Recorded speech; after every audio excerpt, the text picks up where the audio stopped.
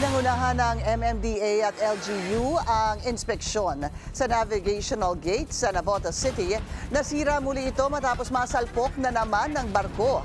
Narito ang agenda report ni Just Ignacio. Halos isang taon matapos salpukin din ito ng barge. Muling nabangga ang Navigational Gate ng Navotas City ng barko noong October 7. Ang pangalan po ng barko na nakasira ay FB Mona Linda 98. Ito po ay hinihila ng dalawang tugboats na ang pangalan po ay Alan Jerome at Mark Jason.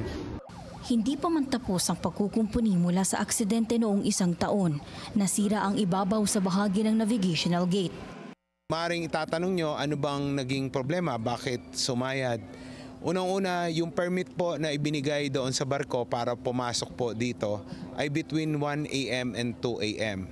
Pero pumasok po sila sa ibang oras.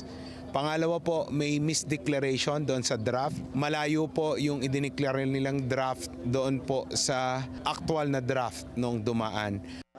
Ayon naman kay Navotas Mayor John Ray Tiangco, may pananagutan dito ang may-ari ng barko na nakabangga.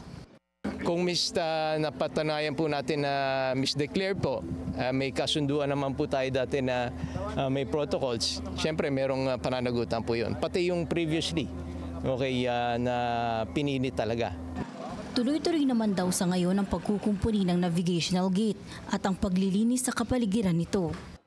At tulad pa rin ng dati, mananatili pa rin 100% ang pagtaas ng gate habang 60% lang ang pagbaba nito hanggat hindi pa naayos ang natamo nitong pinsala. Para sa agenda, Just Ignacio, Billionaire News Channel.